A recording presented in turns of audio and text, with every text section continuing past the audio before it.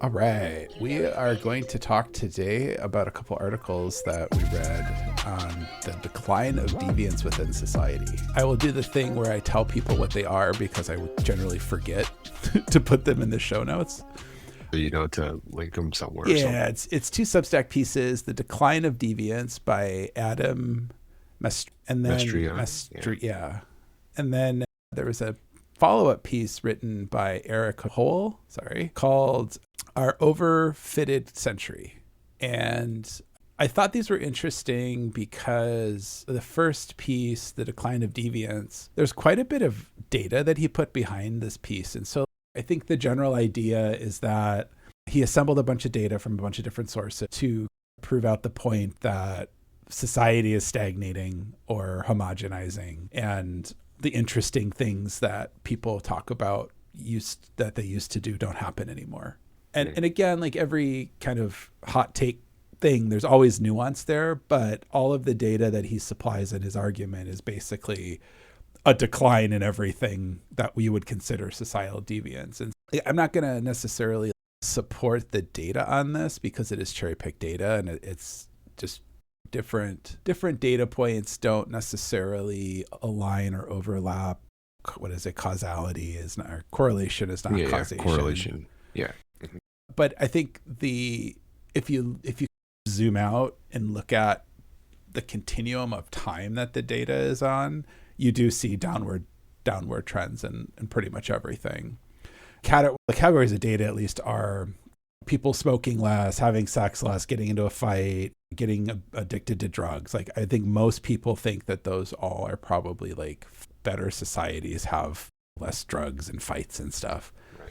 But the point on that, the social psycho point, is that the people who tend to do drugs or fight or whatever are not adhering to a social normality, and therefore also tend to be the people who are the artists, right? The artists who, the blues and jazz musicians who smoked marijuana. Or, there's a trope of that through the 50s, and creative people tend to be experimenting with that kind of stuff.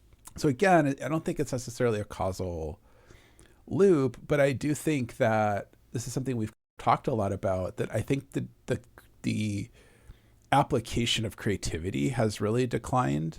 And I don't think people's ability to be creative has. I think just the application has. Yeah. So is the point here that the deviance is highly correlated with creativity and art, and because deviance is not as present, the expression of it in the form of art is not present either? Is that what I think, the connection is yeah, here? I think so. And so, again, a big part of America has always been people have moved toward the opportunity. Like, a lot of people stay put. And you have your kind of American trope of the small town, and you're born there, and you go to the factory or whatever it is the local industry is. And because America is also a very like immigrant focused country, and it always has been, I think it's just in our DNA that we are a bunch of people who tend to move to things for opportunity purposes, or we're willing to take a risk on a new opportunity, and maybe you don't succeed and you move back or whatever. I think a really easy to see example of this is like all the movies that are coming out are all like sequels. You could make a few comments about that, right? Whether it's sequels because the audience that has tapped into it in the first place is going to, or more likely to watch it again, right? So you almost have this secured audience, but also in general, as time passes and people create things, it just gets really hard to create quote unquote new stuff. Why take the risk in a box office flop when you know that a sequel is at least likely to get a percentage of the original watchers?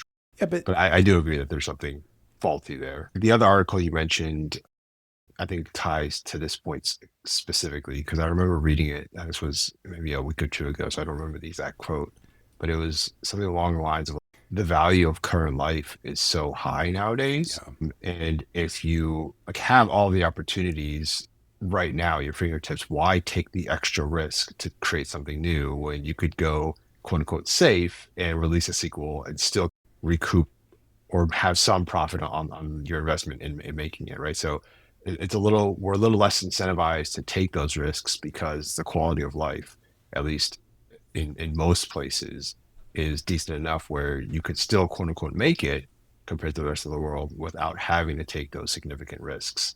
People don't like to take risks. So it makes sense.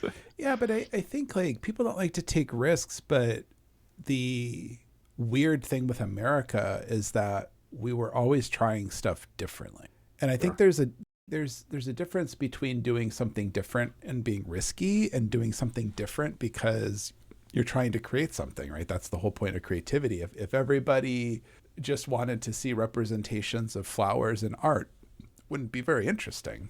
And so somebody paints a picture of a barn or something, right? And now all of a sudden you have this new visual representation, and then somebody decides that they want to go really abstract with it, or someone really photorealistic, and that's kind of the history of art. I think it to me is very strange that like in Hollywood, the big blockbusters, sure, there's a lot of money at play, but you're not seeing like a lot of independent kind of film coming out that I want to say is good. Good is in an artistic judgment, not as in I like it or dislike it judgment. But it's fallen into the same trap of we assume the audience is going to want one of three things, and we do those things. And I keep seeing the algorithm, the social media algorithm, as we talk about this. And I've complained a lot too that I have a very hard time finding things that are new and different because all the algorithms online are trying to constantly funnel the same to me. So if I like do one Google Sure. search about a thing, now the algorithm thinks that's all I care about. And I'm much more interested personally in diversity of stuff, thought, ideas, whatever, different perspectives.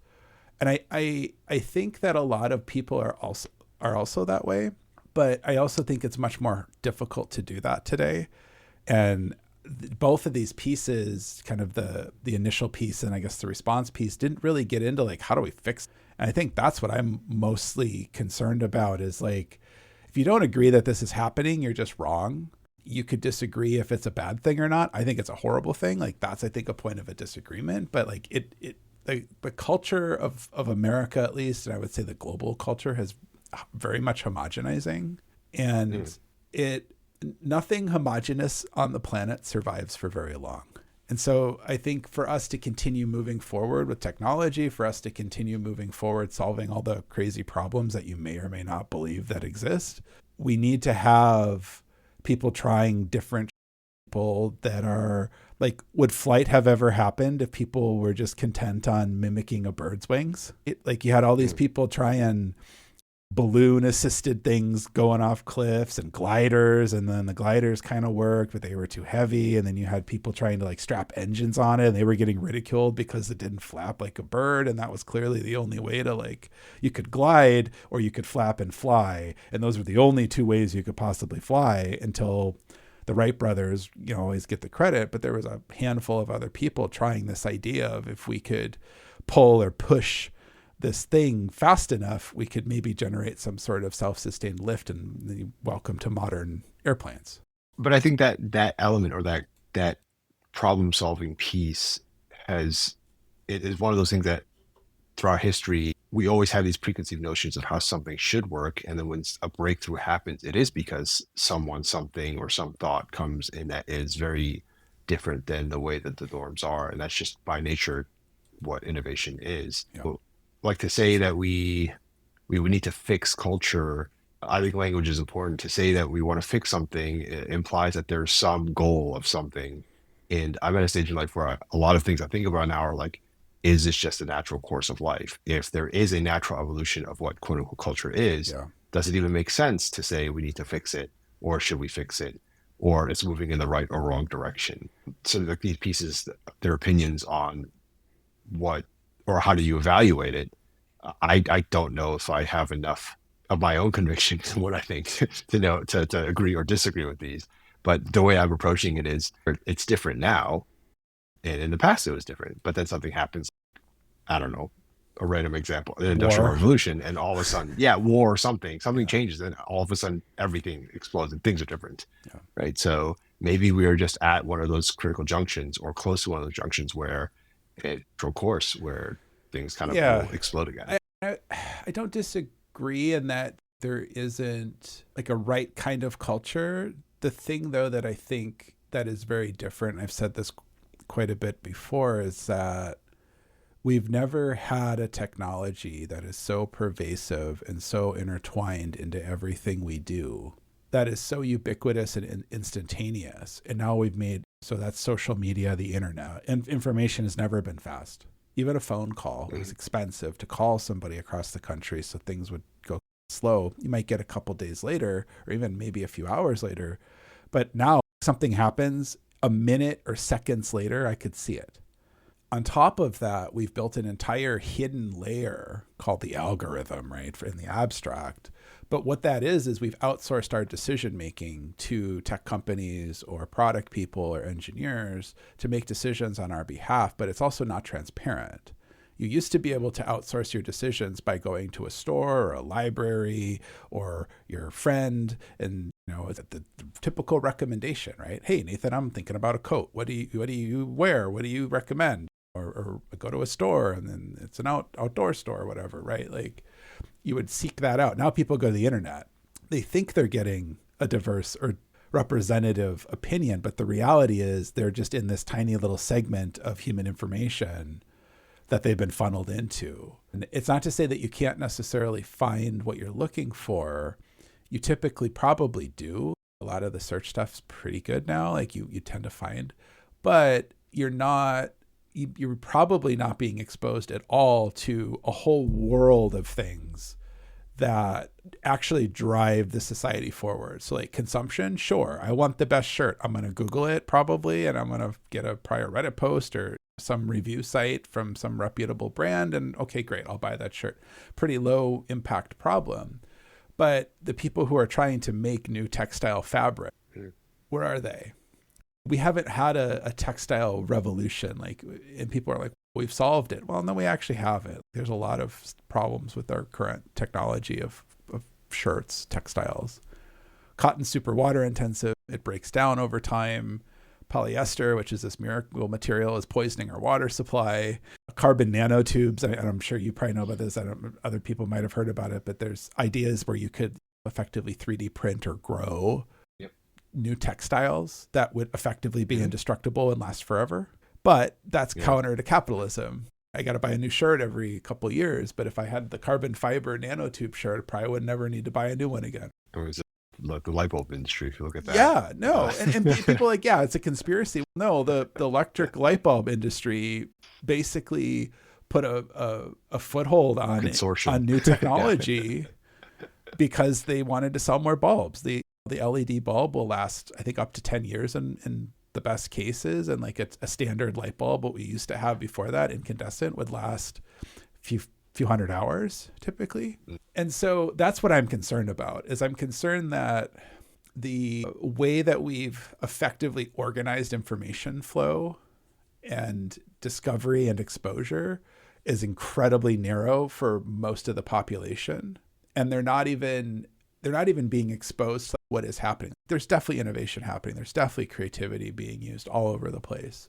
But as a society, as a whole, I think more and more people aren't able to be creative or choosing not to be creative, which is a huge problem, I think, because where's the next textile inventor come from? Where does the next nanotube engineer come from? If you're not exposed to that as a kid or exposed to that as you're growing up, the good example of this is like the moon race. Everybody in the world knew about the moon race in the 60s. That inspired an entire generation of people to do engineering, but also automobile industry was transformed. Like a lot of consumer electronics were like our entire society was radically changed by this idea. Now we're having a hard time figuring out how to get back. Yeah. I mean, so going back to the question, like, how do you fix this, whether you're talking about culture or the discovery problem? Like, as an engineer, I'm naturally going to start trying to think of solutions. And if anyone listening has any ideas for how to go about approaching it, I'm very curious to hear them. But if you imagine a platform that just shows you, I don't want to say random, but that's what discovery is. Things that are maybe tangential, somewhat related to what you're looking for. Yeah. There's an opportunity cost for what you show versus what the person's looking for, right? So even if the person has an intention for discovery, they don't want to know, or they don't care about X technology or Y technology. It's more in line with Z or A technology, but you can't know that as the algorithm or the delegator of or curator of the content. I, So I, it's like trying to anticipate intention. no, I disagree. I think we've trained most of the young folks to just get the thing that they want, right? I'm searching for a coat that is red, that is rainproof, that is whatever. Okay, here it is. Here's the best one. Cool. But it used to be you might have gone to the store, tried to find that coat. Maybe you got the coat you wanted, maybe you didn't. But you're going to discover, oh, yeah, there's this cool lightweight parka for spring that I might want or something like that. And it was interesting because I saw a clip of something somewhere. I need to just save this stuff. That there was a young Gen Z, Gen Alpha kid being like, how did you find stuff before like Google? Before the internet, sure. But I think we've changed how we've gone about life. Right now, it's I know I can find the answer, so I generate a question and then I find it.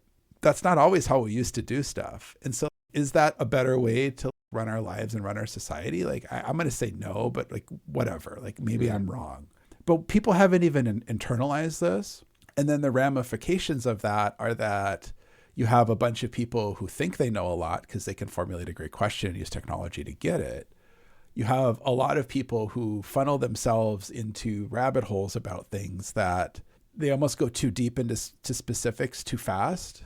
Part of exploration, like getting a PhD is a great example, is like, yes, you go really narrow into a really minute thing, but you have typically 4 to 7 years of exploration around the peripherals of what you're working through as well. So you don't just decide you're going to go, most people don't decide they're going to go research carbon nanotubes from birth, right? They have an interest in science or textiles or something, and then they eventually get to that direction. But I think to your point of the attention thing, sure, maybe. However, I think so the modern technology is predicated on you have a question that has a solution. That's already a problem because the best questions don't have answers. But okay, let's just assume that's true. The way that this stuff works, like the graph, they'll give you the answer. You'll go down the graph and you'll get to some result. But I think that one of the ways to solve this is you give people the edges of the graph. And I think the technical problem on how to solve that is somebody actually looking for an answer to a specific thing, or is somebody trying to discover some sort of solution, right? Because I think an answer has a predefined known solution, whereas a lot of people I don't think are necessarily asking for answers. They're trying to find solutions. Okay. So this may be a little off, but I feel like I know some information here. So I'm going to say, I think you might potentially have a sandbox to test this idea.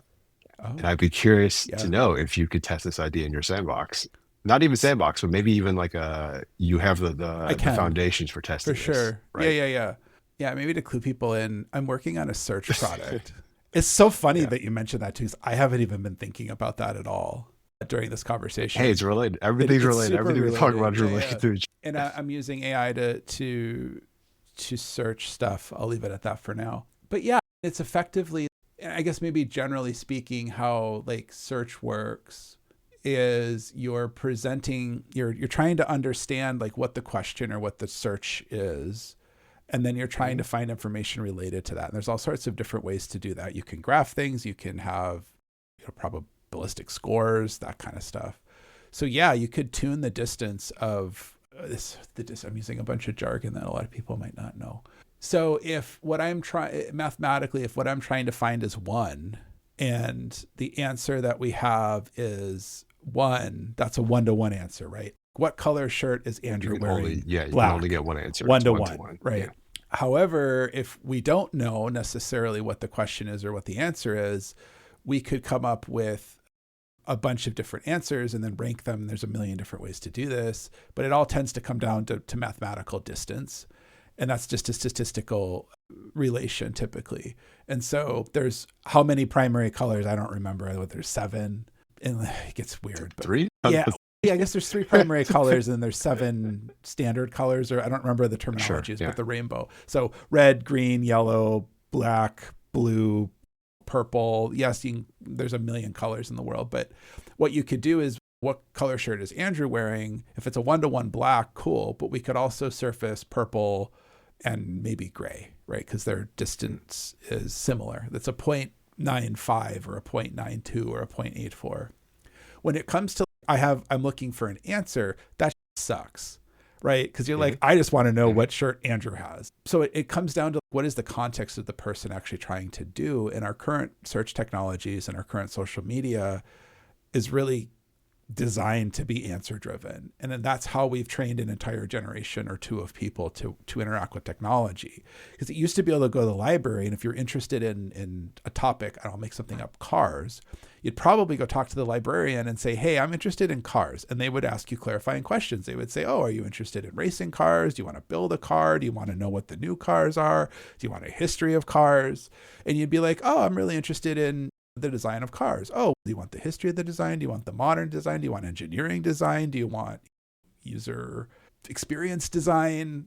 Oh, I'm really interested in how they make the metal. Oh, there's metallurgy, so you go down, and that's a graph, right? That's just a basic human graph.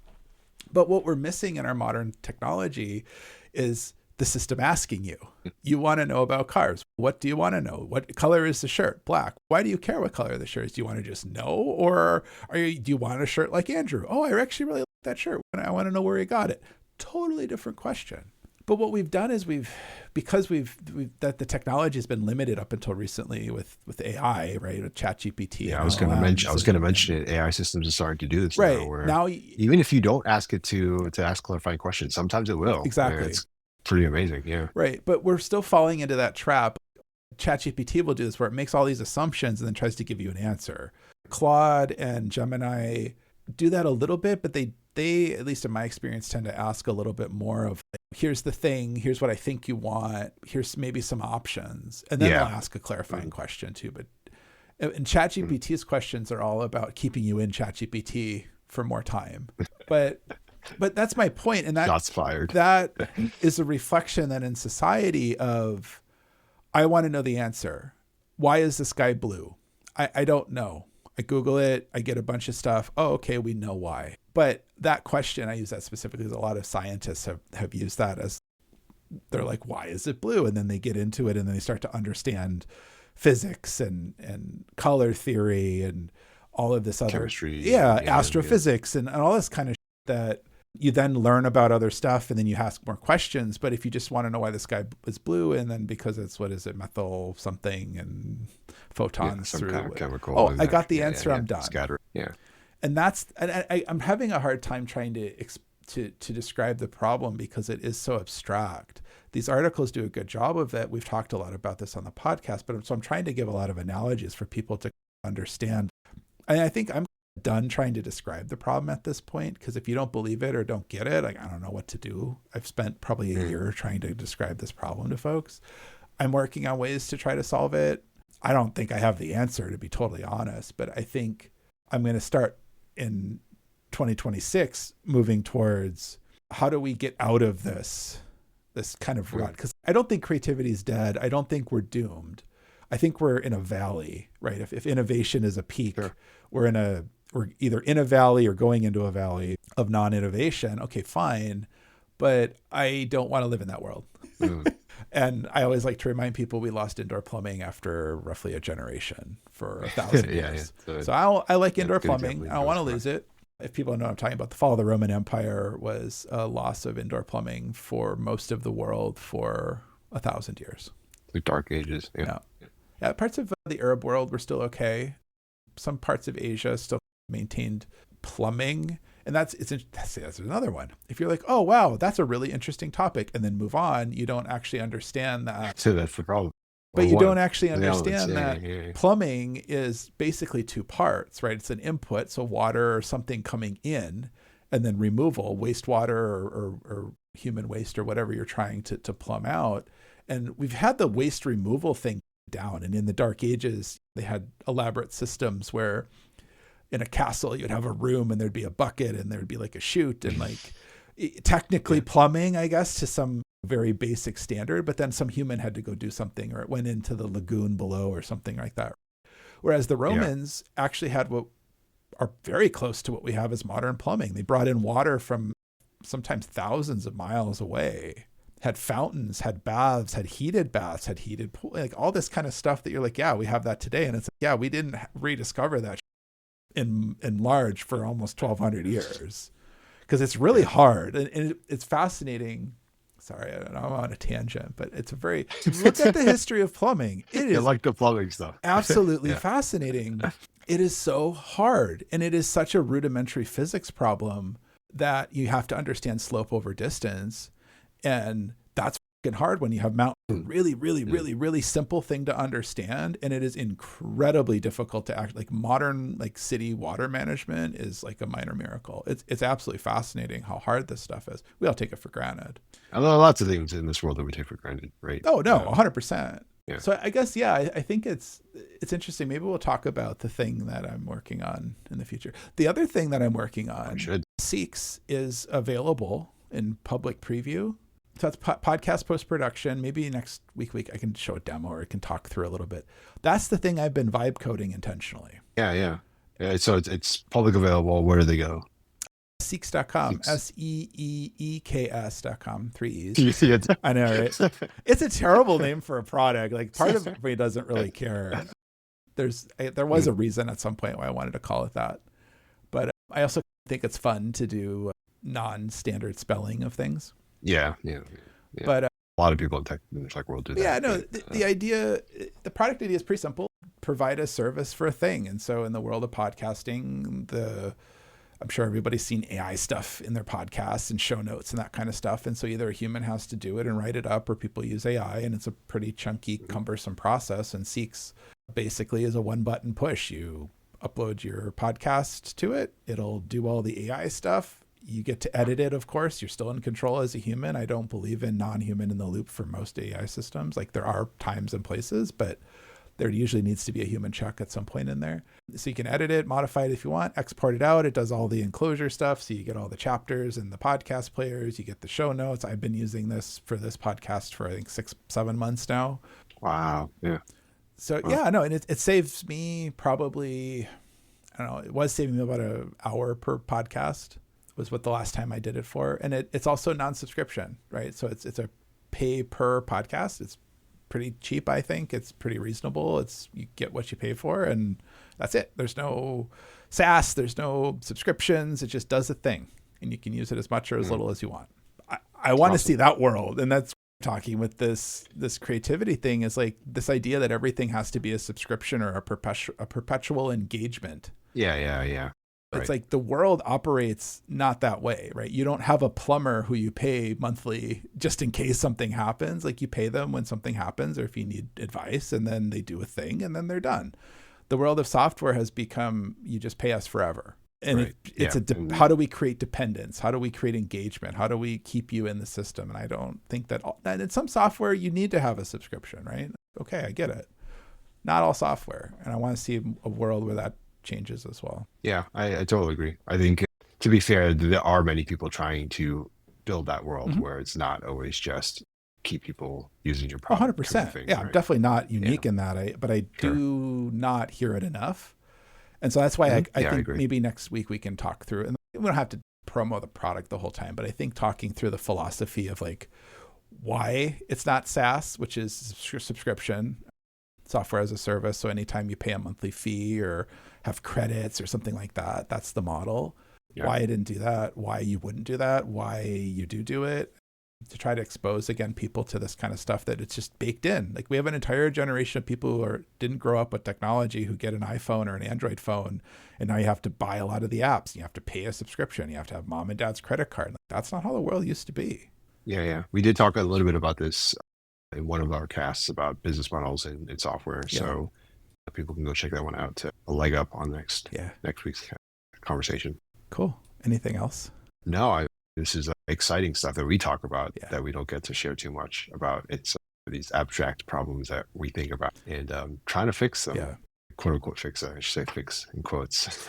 But it will be very, very fun next week to talk about some of the stuff you're working on and maybe get into the more philosophical pieces of how to build software, quote unquote, the right way. Yeah, and I'll have to think, and maybe I'll write some stuff down too about the why I vibe coded it. Because we've talked about this. I don't know if we've talked about it recording. Maybe I'll do a little teaser here, but Yeah, I basically vibe coded Seeks, and I don't know that I wrote more than a few lines of code for it. It's pretty much all AI. It was a lot of back and forth. If I had a problem, it was AI first.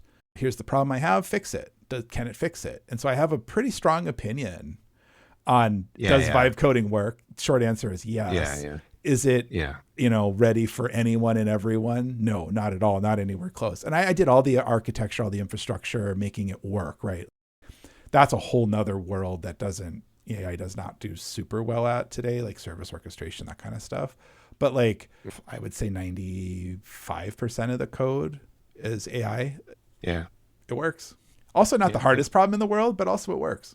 It's incredible to see the progress. Yeah. I shared that experience as well, vibe coding larger projects than I would have thought I would be able to do even a few months ago. Awesome. And it's going to take your job. All right, bye. You can find us at 3reate.com. It's like the word create, but with a 3 instead of the C.